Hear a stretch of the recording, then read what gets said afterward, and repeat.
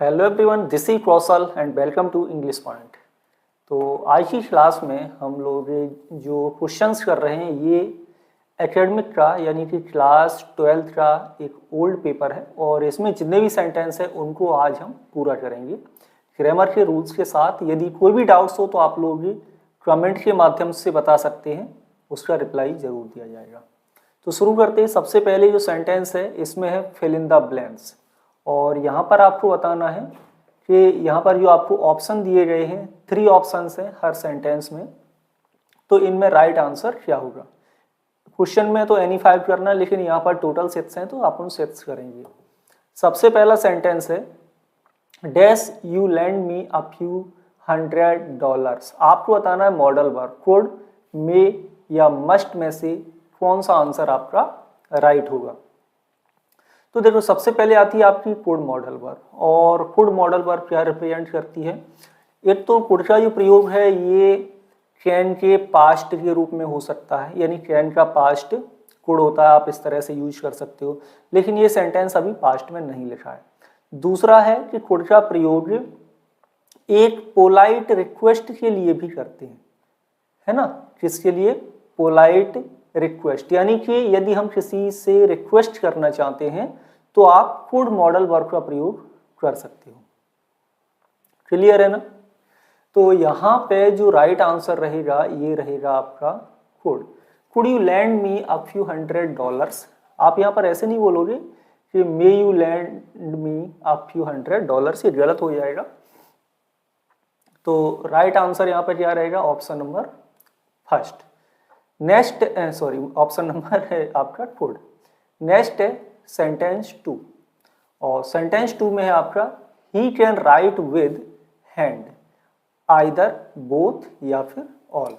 कौन सा option right रहेगा इस सेंटेंस में? तो जल्दी से राइट आंसर बताएं। राइट आंसर यहाँ पर क्या यूज होना है इस सेंटेंस में। और अभी तक आप लोगों ने इंग्लिश पॉइंट का ऐप डाउनलोड नहीं किया हो तो प्ले स्टोर से इंग्लिश पॉइंट का ऐप डाउनलोड कर सकते हो। और इस समय इंग्लिश पॉइंट ऐप में मैं आपको बता दूं कि यदि आप वहां पर कोई भी कोर्स PDF कुछ भी लेते हो और यूज करते हो रेफरल कोड EP40, तो दिवाली ऑफर में आपको मिलेगा इस समय 40% का डिस्काउंट इंग्लिश पॉइंट के ऐप में। ये पहली बार ऑफर है तो इसको अवेल जरूर करें। तो यहाँ पर सेंटेंस 2 में देखेंगे कि सेंटेंस नंबर 2 में क्या है। यहाँ पर आइदर है, बोथ एंड ऑल।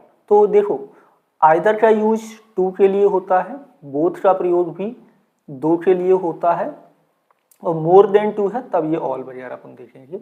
तो ऑल तो यूज नहीं होगा। अब बोथ का मतलब होता है दोनों, ठीक है ना। लेकिन बोथ के बाद में आपको बता दूं कि जो नाउन आता है ना ये प्लूरल नाउन प्रयोग होता है, लेकिन हैंड आपका कैसा है? सिंगुलर नाउन यहाँ पर लिखा हुआ है। जब ये सिंगुलर नाउन लिखा हुआ है तो बोथ का प्रयोग यहाँ पर नहीं होगा। तो यहाँ पे क्या हो जाएगा? He can write with either hand, यानी कि वो आइदर हैंड यानी कि जो दोनों हाथ हैं वो किसी से भी लिख सकता है। It doesn't matter which one. Clear. Next है सेंटेंस 3। नेक्स्ट है सेंटेंस 3, और सेंटेंस 3 में है C dash my pen, hide, hid और हिडन।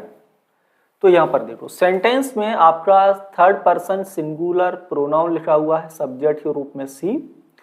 अब यदि ये प्रेजेंट इंडेफिनिट टेंस बनाएगी ना तो हमें क्या लगाना होता है? वर्ब की फर्स्ट फॉर्म के साथ एस या ES का प्रयोग करते हैं थर्ड पर्सन सिंगुलर में। तो हाइड में ऐसे ES यहाँ पर नहीं लगा हुआ है। तो इस सेंटेंस को बनाएंगे पास्ट इंडेफिनिट, और इसका जो राइट आंसर होगा ये होगा हिड। कि सी हिड माई पेन ये करेक्ट आंसर है। पास्ट पार्टिसिपल फॉर्म का प्रयोग यहाँ पर नहीं किया जाएगा इस सेंटेंस में। नेक्स्ट है सेंटेंस 4, और सेंटेंस 4 में आपको कंजंक्शन फिल करना है कि राइट कंजंक्शन यहाँ पर क्या यूज होगा। Work hard you should fail, कठिन मेहनत करो तुम फेल हो जाओगे। कंजंक्शन लिस्ट, बट, एंड क्या प्रयोग करें इस सेंटेंस में। तो यहाँ पर देखो, यहाँ पर आपका जो करेक्ट आंसर होगा ये होगा LEST, लिस्ट। इसका मतलब होता है ऐसा ना हो कि कठिन मेहनत करो, ऐसा ना हो कि तुम फेल हो जाओ। ये भी ध्यान रहे कि जब भी कंजंक्शन लिस्ट का प्रयोग करते हैं इसके बाद जो क्लॉज यूज होता है ना, इसमें आपको शुड मॉडल वर्ब का प्रयोग करना होगा। नेक्स्ट सेंटेंस है सेंटेंस 5। सेंटेंस 5 है this ring is made gold. यहां पर आपको प्रपोजिशन फिल करना है कि करेक्ट प्रपोजिशन सेंटेंस 5 में क्या है, विद, फ्रॉम, ऑफ। तो देखो यहां पर आपके वैसे तो बताऊं कि विद प्रपोजिशन भी मेड के बाद यूज होता है, मेड के बाद ऑफ प्रपोजिशन भी प्रयोग किया जाता है, लेकिन यहां पर कौन सा राइट आंसर होगा, तो यहां पे जो राइट आंसर होगा ये होगा this ring is made of gold, यानी कि यह जो अंगूठी है ये किससे बनाई गई है, ये गोल्ड की है ना। नेक्स्ट सेंटेंस सेंटेंस 6 कि hardly had started my work, या आई भी लगा देते हैं, hardly had I started my work the guests arrived, when, then या देन, क्या यूज करना है, तो ये याद कर लो जब भी आपको हार्डली का यूज करना पड़े तो इसके बाद का जो कंजंक्शन यूज होता है ये प्रयोग किया जाता है आपका व्हेन।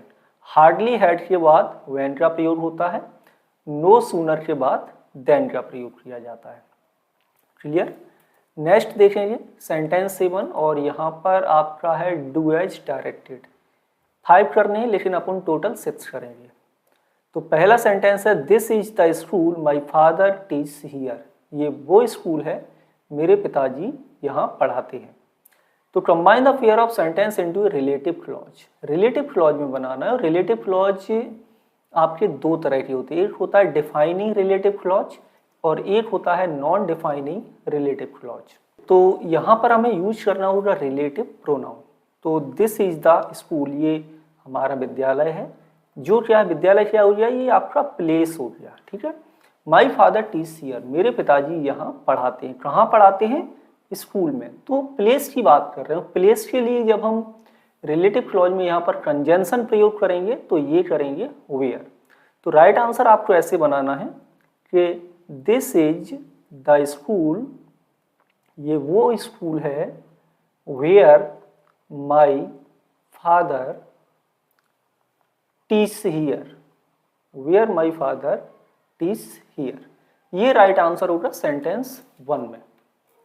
नेक्स्ट देखेंगे सेंटेंस 2 कि no sooner does the peon ring the bell then the students go to their classes.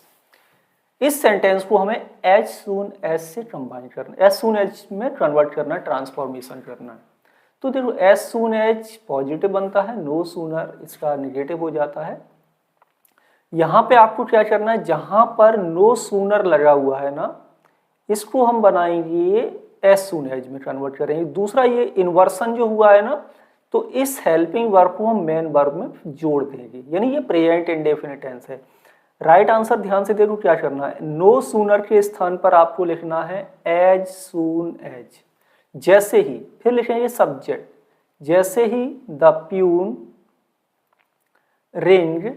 अब रिंग में हमें एस लगाना होगा क्योंकि यहाँ पर एस सून एज के बाद इन्वर्सन नहीं होता है, नो सूनर के बाद इन्वर्सन यूज किया जाता है, तो यहाँ पर एस का यूज होगा, ठीक है।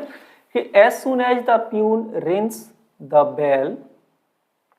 बेल, इसके बाद आपको देन नहीं लगाना है, कॉमा लगाइए और दूसरा क्लॉज जोड़ दीजिए, द स्टूडेंट्स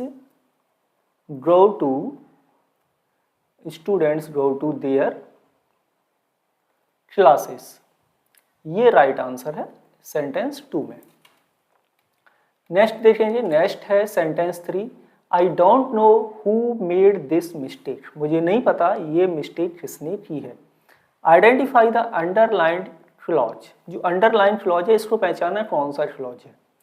तो यहाँ पर देखो क्लॉज आपके 3 तरह के होते हैं, मैंने पहले भी कई बार पढ़ाए हैं, यदि आप लोगों ने नहीं पढ़े हैं क्लॉज बिल्कुल डिटेल में तो आप लोग इंग्लिश पॉइंट की ऐप डाउनलोड करके वहाँ पर क्लॉजेस की बेहतरीन क्लासेस को देख सकते हैं। यहाँ पर देखें, मुझे नहीं पता किसने यह गलती की है। अब देखो क्लॉज 3 तरह के होते हैं, एक आपका है नाउन क्लॉज, एडजेक्टिव क्लॉज और एडवर्ब क्लॉज। लेकिन ये जो लिखा हुआ है क्लॉज, ये आपका नाउन क्लॉज लिखा हुआ है। कैसा क्लॉज है, नाउन क्लॉज, जो अंडरलाइन फ्रेज है। और नाउन क्लॉज में क्या है, noun clause as a as a object of a transitive verb. Transitive verb का ऑब्जेक्ट के रूप में नाउन क्लॉज यहाँ पर लिखा हुआ है। क्लियर। नेक्स्ट देखेंगे, सेंटेंस है आपका 4। सेंटेंस 4 में है no player in the team is so tall as Mohan. यानी टीम में ऐसा कोई भी प्लेयर इतना लंबा नहीं है जितना कि मोहन है। यहाँ पर इस डिग्री को हम करेंगे ट्रांसफॉर्मेशन और इसको बनाएंगे कि इसका राइट सुपरलेटिव डिग्री क्या बनेगा सेंटेंस 4 में। तो इसका जो सुपरलेटिव डिग्री बनेगा ये देखिए, ये कैसे बनाना है। सबसे पहले लिखेंगे मोहन, कि मोहन इज द, सुपरलेटिव से पहले क्या यूज करें, डेफिनेट आर्टिकल।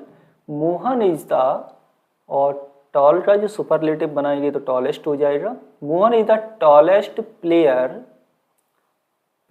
ये लिखा, इन the team. Mohan is the tallest player in the team. ये होगा राइट आंसर सेंटेंस 4 में। नेक्स्ट है सेंटेंस 5 कि he does not like T, he does not like coffee. दोनों सेंटेंस नेगेटिव हैं और नाइदर नॉर के साथ इस सेंटेंस को आपको जोड़ना है। तो इसे कैसे जोड़ेंगे, दोनों के सब्जेक्ट सेम है तो सब्जेक्ट लिखा। अब डज नॉट को हमें हटाना होगा क्योंकि इसके स्थान पर क्या लिखेंगे, नाइदर। दूसरा लाइक, दोनों में वर्ब सेम है तो हम एक बार ही लिखेंगे, ही लाइक्स। अब ऑब्जेक्ट डिफरेंट है, टी एंड कॉफी है, तो यहां पर यूज कर देंगे नाइदर नॉर का। तो he likes neither T nor coffee. तो इस तरह से ये हम क्लॉज अपना कंप्लीट करेंगे सेंटेंस 5 में। And next and last sentence, sentence 6 कि if he doesn't have time, यदि उसके पास समय नहीं है तो ही विल नॉट हेल्प यू, वह तुम्हारी सहायता नहीं करेगा। इस सेंटेंस को रीराइट करना है अनलेस से। अनलेस का मतलब क्या होता है, अनलेस का मतलब होता है इफ और सेंटेंस नेगेटिव, है ना। तो यहाँ भी देखो इफ लगा हुआ है और डज नॉट भी लगा हुआ है, तो इफ और डज नॉट हम दोनों को हटाएंगे तो इसका मतलब हो जाएगा अनलेस। इसके बाद आप लिखेंगे सब्जेक्ट ही। अब ही के साथ हैव नहीं आएगा, इसके साथ होगा हैज। फिर क्या यूज होगा, time. Unless he has time, comma लगाइए, फिर आप लिखेंगे he will not help you, he will not help you. ये होगा राइट आंसर सेंटेंस 6 का। तो आज की क्लास के सेंटेंस आपको कैसे लगे कमेंट के माध्यम से जरूर बताएं, और कोई भी डाउट हो तो नीचे कमेंट के माध्यम से पूछ सकते हो। और डेली आप लोग के क्लासेस को अटेंड करते हैं, इसके लिए आपका बहुत बहुत धन्यवाद। मिलेंगे आपसे अगली क्लास में। Thank you for watching.